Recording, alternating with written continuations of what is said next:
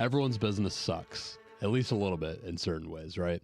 If you've had any success in business, the odds are that you've figured out a few different things to do well, but that there's certain areas of your business that are just completely out of whack. And I deal with business owners who are usually making $250,000 in net profit or more per year. And often this is the case. They've had some kind of really big success in a certain area that's gotten them to the point where they're at now. But the issue is that they don't understand the 5 key aspects of business to make it successful. So what I do is I help them bridge the gap between where they're at and those 5. So I wanted to break down those 5 today for you as a business owner so that you can understand what you might be missing if things feel out of whack in your business. And for a little context on me, my name is Brody Vinson. I helped found and build a large staffing company, which we sold to an even larger staffing company. Now I help business owners build more value into their business so that when they go to sell it, they can sell it for way more money. And so it all starts with getting these 5 key areas in their business in order so that they can have a business that's strong in all areas for a future buyer. So those 5 key areas are finance, operations, HR, sales, and marketing. It's important that you're strong in all 5, and most businesses are strong in only 1 or 2. Now, I could start this off by telling you all the right ways to do things, but it's more often that business owners are doing the wrong things. So I'm going to tell you a little bit about that first. So the wrong way to set things up as far as your financial department of your business is to barely be keeping up with your bookkeeping. Now, you might be at the point where you've got a bookkeeper that's filing taxes for you on a regular basis, but the right way to do things is to actually have them keeping up with your taxes monthly or maybe even weekly. And not only that, but actually doing financial forecasts out into the future for different projects that you're thinking about taking on, just so that you can understand what they might look like and make better decisions. Now, the downsides of this are you're probably going to have to pay a little bit more in bookkeeping or in service fees to your CPA or your tax preparer, or you might even have to find a fractional CFO depending on your business. But usually this is very worth it because it allows you to make informed and educated decisions way beyond your financial understanding currently. So when I see a business that's in this state, what we do in our business is we plug in a fractional CFO to help them project things out and make a better, more informed decision when they're thinking about growing into different areas. Now, on the operations side of business, it's pretty much you put in inputs and you get out outputs. Usually your inputs might be things like labor or your payroll, and your outputs are the actual revenue that you get for your clients, very simply put.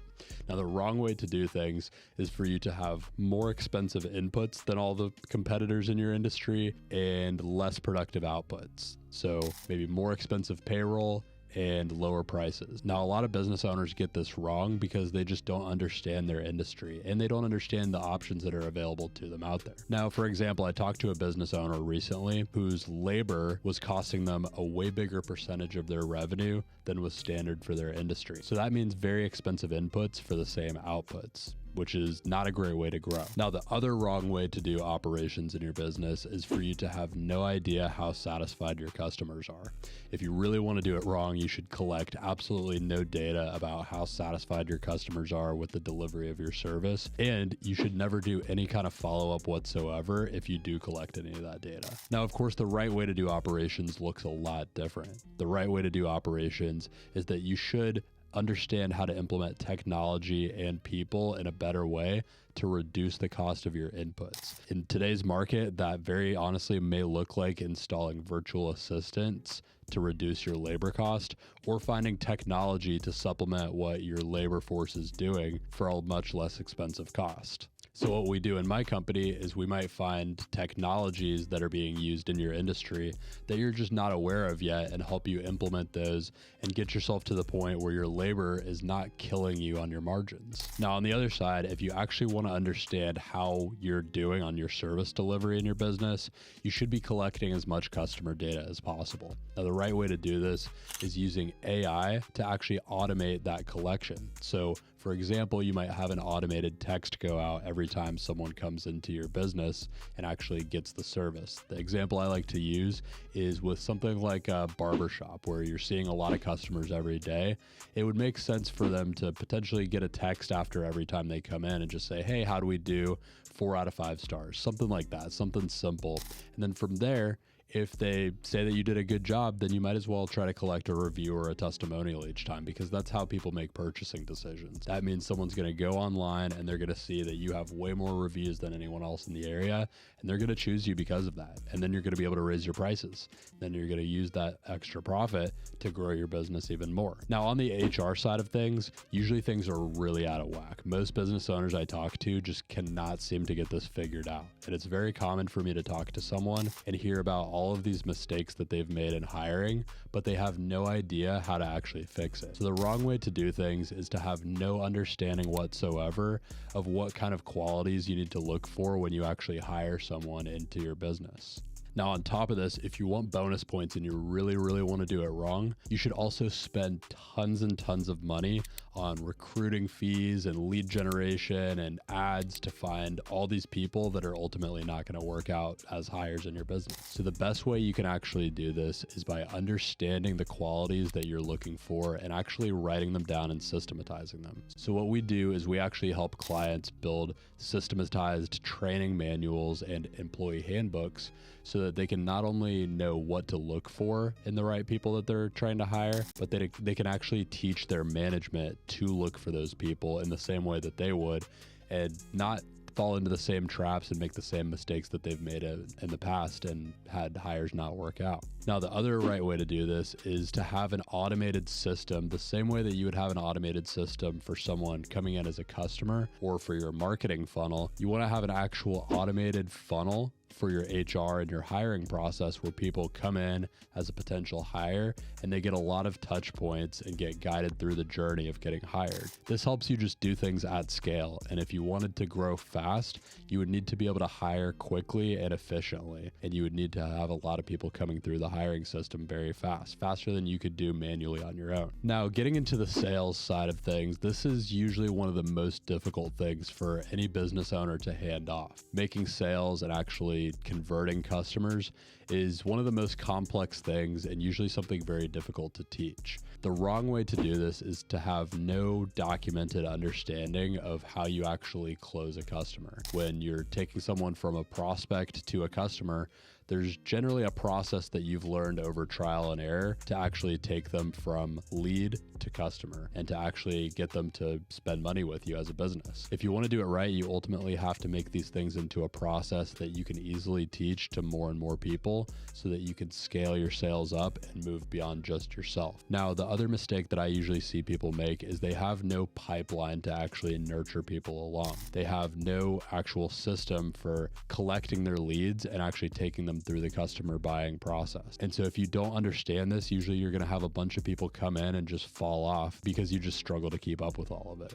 Now, on the marketing side, things are a little bit different. The mistake that I see business owners usually make is just not having any kind of understanding of what it costs to acquire a new customer. For example, you might be spending $20,000, $50,000 a year on marketing, and you know that it's working because your sales are good, but you have no idea if you all of a sudden needed to bring in 100 new customers tomorrow, you have no idea how much marketing spend you would have to do and in what way to actually get to that 100. So the best way to fail terribly at marketing and never be able to scale things up with it is to just not understand this. Now, of course, if you want to do it right, I would suggest doing the exact opposite. What we teach our clients to do and what we walk through with our clients is actually getting a holistic understanding of the marketing spend that you're doing. For example, if you wanted to figure out the cost of acquiring a new customer, you would simply look at your previous year and look at how many new customers you got, and then look at how much you spent in marketing for the entire year. So if you spent $20,000 in marketing for the year